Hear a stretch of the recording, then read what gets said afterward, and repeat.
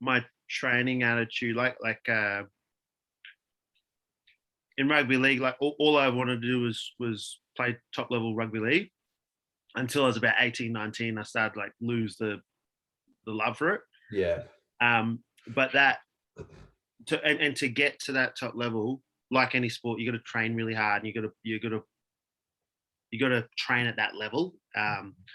And when I moved to martial arts, I was like, I still have that sort of training mentality where it's like, not like you've got to put in to get something out of this, not just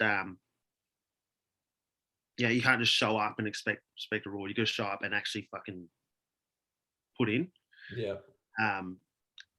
And yeah, that's where I kind of got the You know what's interesting, man, about what you said is like, because I was a bit the same. I played lots of footy. Sort of made some representative teams when I was in year 12, but nothing amazing. Like I wasn't Australia's best player or nothing like that. But I was passionate about footy. But it was always something that I did twice a week. You know what I mean? You did train twice a week, and then you played a game on the weekend. For me, I was doing rugby league and rugby union at the same time. So it was like on Tuesday, Thursday, I trained rugby, then league, then I trained rugby, then league, and then I played Saturday, then Sunday for the footy. Yeah. But in my head, it was like, okay, to take it to the next level, if you, like you're saying, play Colts, it was like, okay, well, they're expecting you to be at training at 4 p.m. 5 times a week. And then I was like, what? Yeah. No one trains footy 5 days a week. Like that was. I'm like, you don't do. No, you train twice a week. Like what? Yeah. As if. That's obvious. Under 10, so yeah. Totally, So it was like, and then the weirdest thing is, I started doing Muay Thai, and it was like from the very first time we went, it was like I was training that every day, like immediately, It's like, oh, that's what you do with this. You train every day. You don't do it. You don't do it twice a week. So it's just interesting you said that. But so what you're saying is you had the footy 5 days a week, and you took that to your Muay Thai. Is that right? Yeah, no, we're still with footy. We only train twice a week. Oh, really? And then they gave us like a weights plan of stuff to do outside of it. Got it. But yeah, no, kind of that training mentality stuck with me in martial arts. So when I went to martial arts, it was kind of like, it was a kind of a given that eventually I'm going to fight. Like I'm going to train this hard, so I will get to that level at some point, and at some point I will have to fight. Yeah. I was like, actually, when I moved over to Karma, it only took 3 months to my first fight. Actually, it wasn't like a big year or 2 years. That what I prefer, That used to happen a lot back then, though, right? Yeah. Like I had my first fight within the first couple of months as well. It sort of doesn't really happen anymore. Yeah, like where I would never throw someone in at that level, like 1, 2, 3. I guess I was lucky, but I fought someone who's trained for a long time. He was a brown belt in jiu-jitsu, which doesn't say much about Muay Thai, but it does say that he's he's done martial arts for a while. And I guess I was just like lucky I had some sort of just grip, because he was beating the shit out of me in the first round, and I kind of had to like level up in the fight and just bring something out of me. And I fought back so well to get back to, like, it was a unanimous win to him, but it was like I almost knocked him out in the second, almost knocked him out in the third, and then I just have no fighting ability. I just had grit, and I just went, and so. But that first fight woke up a lot in me, like where that like taught a lot about what I am capable of and what I can do if I get to that point, and because nobody's ever pushed me to that point except for that first fight. So yeah. So, but what made you want to start doing it? Was it just you wanted to do something? Why fighting specifically? Why not lawn bowls? Yeah, just like, I don't know, something about contact sport I've just always loved. Like I couldn't go and play soccer, just always had only ever done contact sport. And I think it's just a culture too in like footy. It's like growing up, like if someone saw you playing soccer, it'd be like, oh, soccer's gay. Like don't go play soccer. You know, like there's no tackling or anything in soccer. But actually, looking at it now, I think it's fucking great sport. Yeah. I Yeah, mean, that's totally like, yeah, they're competitors. There's no doubt about it. yeah, But that was absolutely the running theme in rugby league, wasn't it? Of like, yeah, oh, you yeah, soccer fairy, you know? Uh, yeah, yeah, yeah, yeah, totally. yeah. So yeah, you just anything contact is the reason why you wanted. Yeah. Yeah, yeah, and I guess also I've always been inclined towards more martial arts. Like I've always wanted to do martial arts since a young kid. Just growing up with stuff like Mortal Kombat and Tekken and stuff, and like I'd just play that over and over, and I'd watch all these like martial arts videos and fucking like just love them. Yeah. Only like the reason I couldn't do it growing up was money. Number one, like we didn't have enough money to put me through, Mm. and two, dad always just said, oh, it's too like I don't want you going out and beating someone up in the street and stuff like he just had a bit of a warped view Yeah. of martial arts, and you know, like had his own hang-ups about it. So Yeah. yeah, just footy was it. So Yeah. It's interesting, eh? yeah. And what was something that surprised you about your first fight? Um or probably like one, just the adrenaline dump after. Like you just, I've never had it since, but after that first one, man, like I don't think anyone can prepare for it. Hey, like you just have to know what it's like and do it. Um, Especially if you're taught to fight that way, because I was kind of taught to fight like bite the mouth guard and just go 100% and just throw everything at it. Yeah. Where I don't fight like that anymore because it's a lot smarter.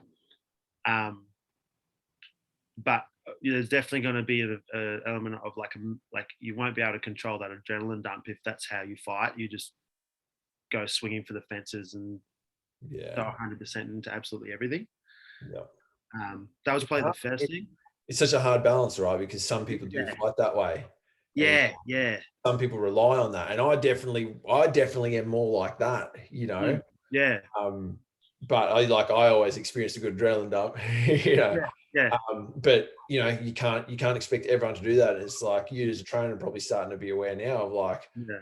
oh, this guy is going to be, I'm going to have to fire him up, you know, Mm, or this yeah, guy is more reserved by nature. And either sometimes it's like guy who's reserved by nature, you have to fire them up. And then yeah, sometimes it's like, oh, no, I don't need to fire him up because that's not how he operates. It's yeah, like, it's such a puzzle you got to figure out for every fighter, right? yeah, yeah. Coaching is it's just you have to deal with so many different people, Mm, and yeah, it is a people business. Like it is very like you just need that. You just need to do it for long enough to realize, okay, yeah, exactly what you just said. man, you're spot on. I was just about to say that you need to get the reps in of like, you need to have given the wrong advice enough times to know that that's the wrong advice in that situation. Yeah, that's a scary thing, hey, because Yeah. like you know that you're gonna say something wrong to someone at some point, and it could cause them damage in the ring, and that's where it's like you're like, oh fuck, like, but like that is the pressure as a coach, I guess. But it's also something that kind of has to be. It's Yeah. part of the process, isn't it? Part of learning. It's part, you got to, and it's weird because like, if you do it for long enough, it's like, okay, I said the wrong thing here, but did I just say it wrong to this situation, or should I never ever say that again? You know what I Yeah. mean? So Mm. you tend to find like the things you say, and I always notice with, you know, some of my mentors, like there's a running theme with things, and I do it as well. There's like a bit of a running theme with things that you say to prepare a fighter before they run out. It's like for a while, it's like, go out and have fun, mate. Like enjoy the moment, be present. And then 3 months later, it is, you fucking go out there. If to every single person's getting the same advice, you go out there and you fucking fire up and blah, you know, like it's like a theme of like, you know what, let's take the pressure off. Yeah, Like yeah, maybe these guys are fighting too much pressure, and then it ends up being like, you find out, you go, oh, you know what, that didn't work with this person. Let me try another tactic. Oh, that other tactic worked. I'm going to use this tactic for a little while. And then you find that didn't work for this person. And then it's like, what you realize is, you know, some people is this and some people, you just got to be able to change knowing like You got to be able to see the personality type. That was something that Dan Bell, my coach, was always Yeah. good at. You know, he always did definitely have a running theme. Like you could see it for a while. He was saying something to guys, and then for a while he was saying other things. And but you could see he was very adaptable. He's very intuitive to, like, Michael Thompson used to respond well to this, and I used to respond well to this, and Corey Nicholson would respond well to this, you know. So yeah, I think that is important in a coach, just being able to read the person. Like I said, having done the reps of saying the wrong thing enough times to be able to learn from that, and you know, either not say it again or realize that was just the wrong time to say it. So yeah, so adrenaline dump. Is there anything else that surprised you about, you know, something that you thought was going to be easy when you turned out it wasn't? No, not like I always knew it was going to be difficult. But yeah, again, like I think the other thing that surprised me most was what I'm capable of. Like because I did in that fight. I just remember the point where like I fought up to this point, but to get that little extra, I had to dig deep and like find some heart in the fight. Yeah. It's probably the most memorable fight. Like I've had 28, 29 fights now. It's probably the most memorable fight is that that first one, because that was like the thing that taught me the most about myself. Like I've never learned more about myself than in that first one. You know, like it was, I think I had 2 people in the crowd watching me, and like it was just like it was a big, like it was at Muay Thai at the Metro, and so that's a bit of an arena, you know. It was a big arena. There's all these people there. I was the first fighter. Like I don't know any of these people except for 2 in the crowd. And 2019, you said? 2019. No. Would have been 2020. My first fight. Sorry, 2009. Did you say? Or no, you were 19. I was 19 when I was 19. I think it's 2013, I believe. 2013, 2014, something like that. I think I fought on that show. Was Preacher the main event? Oh, don't remember. I remember Benny Mahoney was on it. I think he fought Jimmy. Oh no, I didn't fight on that show. That was when he split Jimmy's ear, like completely removed his ear just about. Yeah. Okay, so that was your first fight. There you go. Yeah. Cool. And what's one of the biggest lessons you've learned from your fighting career, man? I've learned a lot of lessons. I guess probably the biggest thing and the thing I love the most is that you don't know everything ever. There's no point where and there will never be a point where I know it all. So every single day I'm learning new things and applying new things and practicing different things, but I'll never get it perfect. As a coach too, like I'll be teaching people, it just it really puts into this perspective like how much there is to learn, and how much like we'll never get to learn. Especially when you learn from other people around the world as too like even learning from you or learning from just watching videos of Thais and stuff and Thai trainers and Thai seminars and stuff like that, and everyone's perspective on martial arts is so different that we'll never get to learn all that is, because there is no right or wrong way to do it. There is just a whole bunch of perspectives. Some work better than others, some cancel out others, but that's probably the coolest thing that I've learned. The hardest part is staying open-minded. Like, it's almost like you got to be open-minded enough to receive new ideas, but you have to be skeptical enough to not believe all of them. It's such a hard balance. Like what you said to me, like keeping your hands up, for example, that is such a fundamental like part of the like teaching beginners anyways. Keeping your hands up in front of your face to protect them. It's such a accepted rule that everybody accepts, you know. So but you see people doing so well fighting down here, and that's where you got to like ask the question, like, is this the only way? Is this right? Is this right or wrong, or is it just a way? And yeah, that's kind of what I'm getting at there. So, yeah. 100%, man. It's very hard. Like, even being over here, there's a fella who's like a Taekwondo karate. His name's Carl Van Roon, I think his name. I think his last name Van Roon, but he's very, very well known in his industry. Got quite a large following in the Taekwondo and karate circuit. Completely different style, obviously, to what we do, but he's so effective, so fast, so snappy. And he was showing me like the way they call it a blitz in karate, where you like, boom, throw a big, instead of a combo, they say it's a blitz, where they just come in like throwing punches.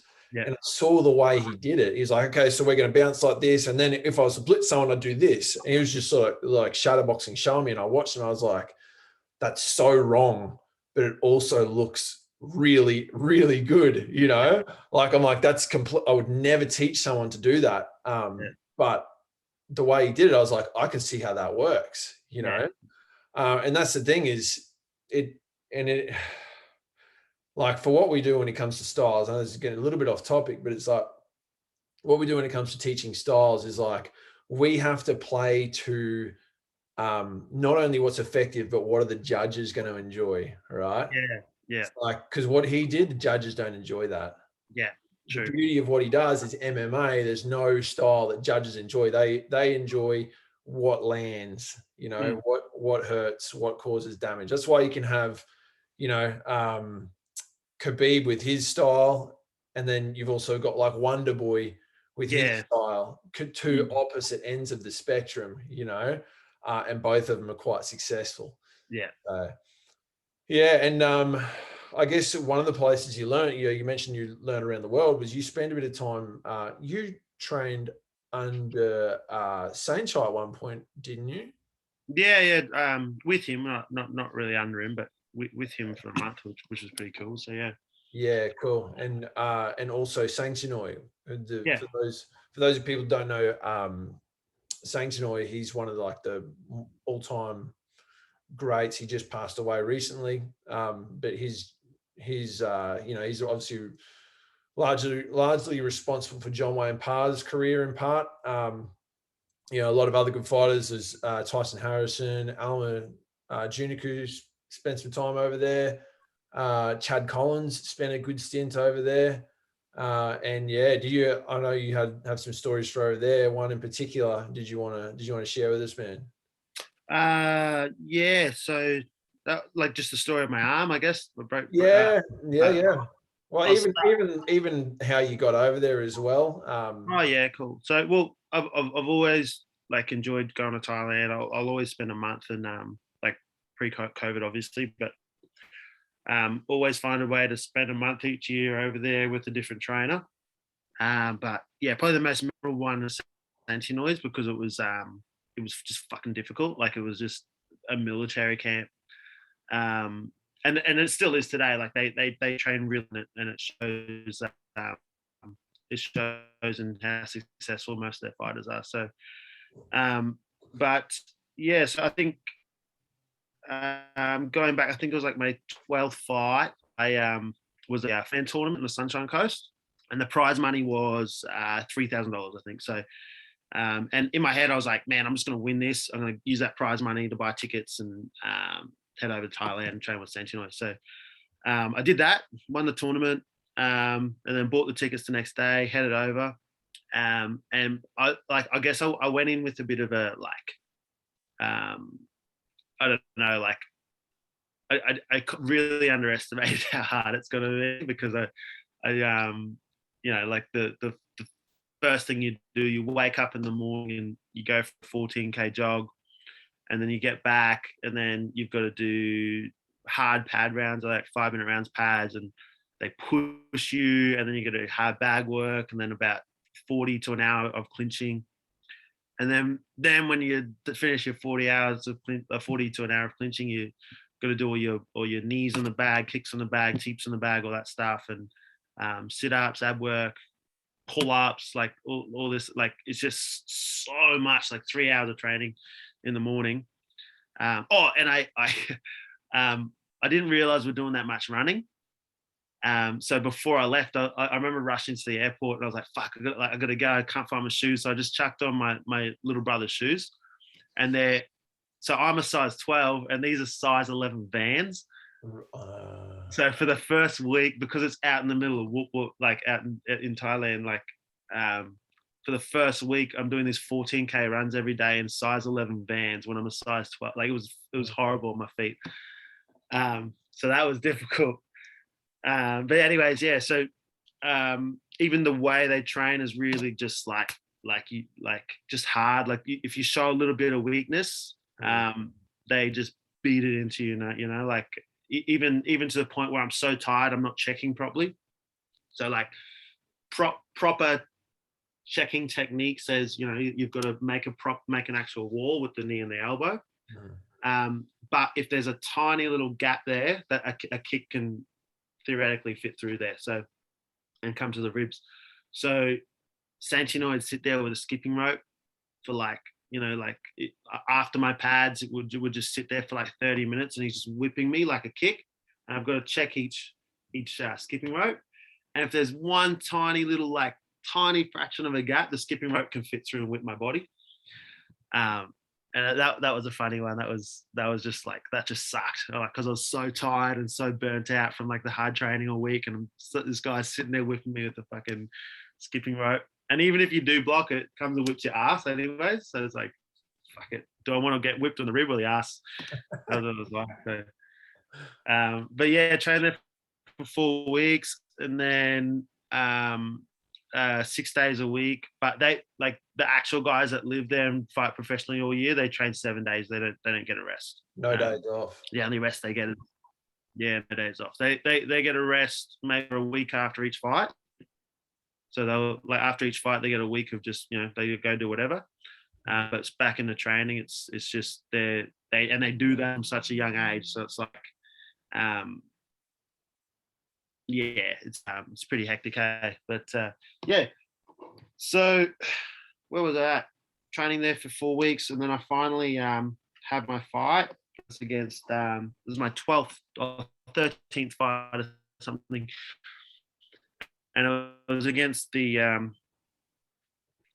he just broke my arm in round 2. Like the round 1 in Thailand, round 1 and 2 are really soft and kind of just, you know, nothing really ever happens.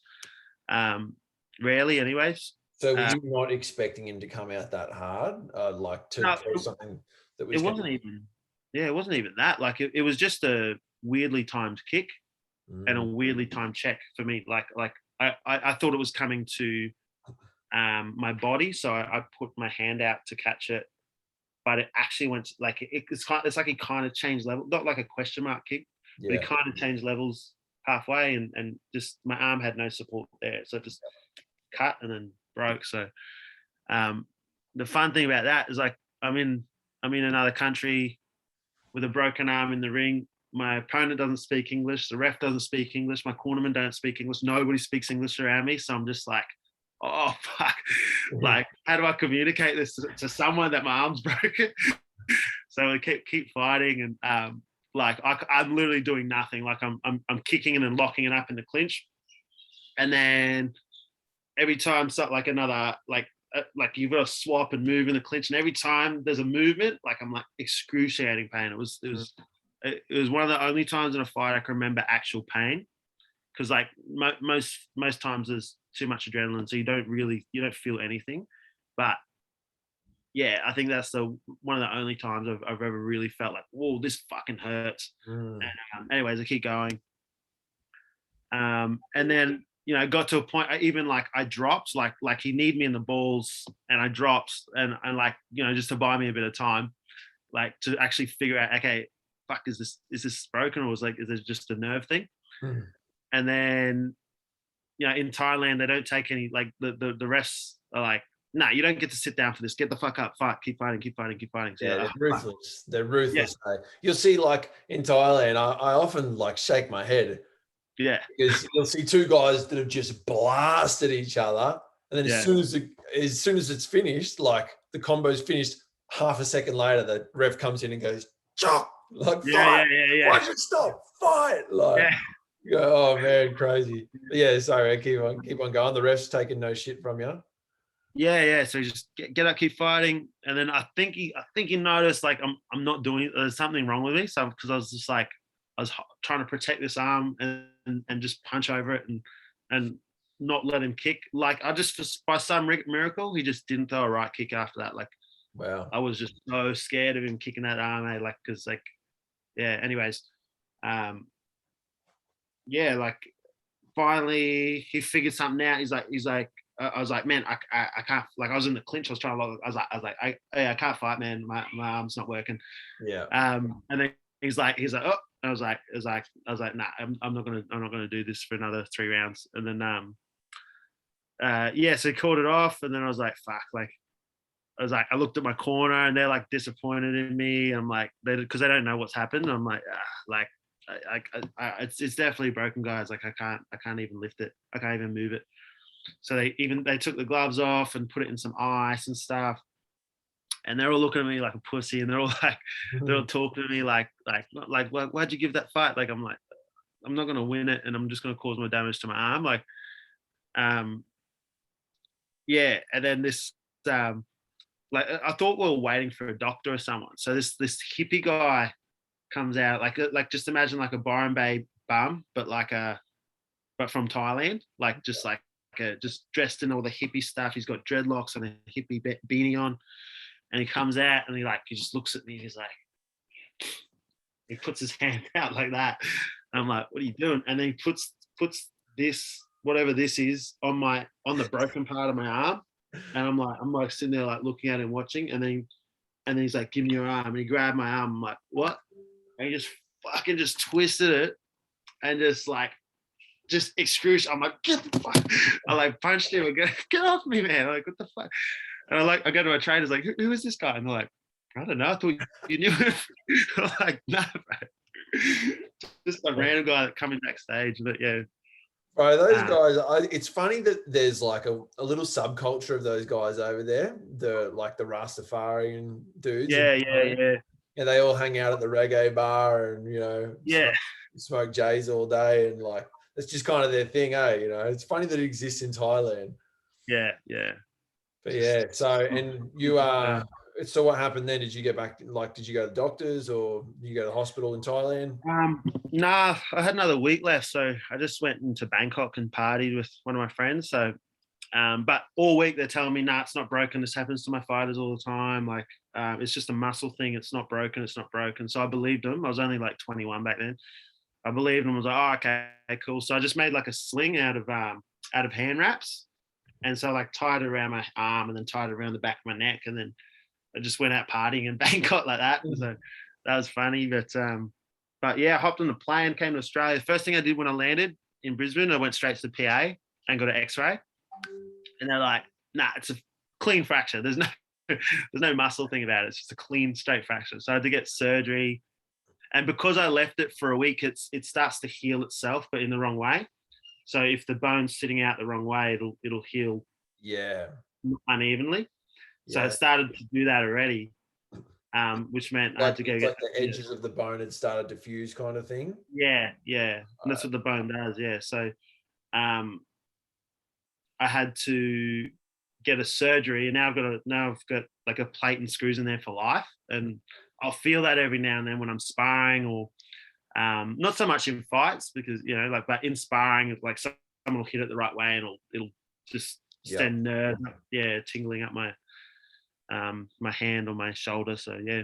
Funny, Jarvie, he has the exact same issue. He can't throw a hook anymore. True. Have I told you he snapped his arm as well in a fight? No, I think he told me. Yeah. Oh, he was bragging about it, was he? He said, yeah. Probably said, oh, you gave up, did you? I fought all the way to the end, motherfucker. Yeah, that's typical Jarvie. Yeah, I look at people like him, because I remember when it happened. Yeah, just fucking always gloating. But I look at like people like Kim who did that, because I always remember like that it was so excruciating. I didn't even want to fight. But maybe I wasn't in that in that zone yet, because it was the start of the fight. Like, you know, if it happened like when you're like full on fiery and just going, you might not feel it as much. But like I guess no adrenaline kicked in. Right? But I look at people like him, and I was there for when Andy Smith broke both of his arms. That's a cool I remember story. watching that live. Yeah, well, he broke both of his. He broke one arm, I think, in one round, and the other arm in the next round. No, he came back to the corner. Yeah. He goes, my left arm's broken. Yeah. We go, okay. And he goes, and my right arm, it's gone. This is the end of first round. And Dan goes, what do you want me to do? He goes, no, I'll keep going. And then he fought on and he just didn't throw any more punches. And he stopped the guy in round 4 throwing elbows because he couldn't. Remember that shit, man? I was like, I remember looking at, because that was after I broke my arm. And I remember thinking like, how?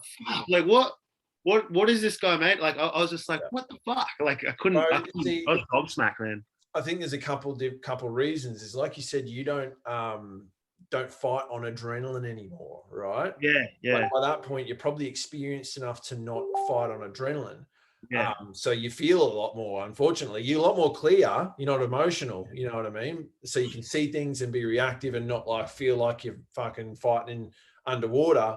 But unfortunately, like you feel a lot. But Jarvie, that was his second fight. His adrenaline would have been through the roof. Yeah, you know? True. Yeah. And Andy Smith, he by nature, he fights, you know, so he was never really a technician, you'd say, but he was a gritty dude, you know. So I'd say that's probably where a lot of it comes from. But yeah, I don't know as well. Maybe you're just a pussy. Fuck.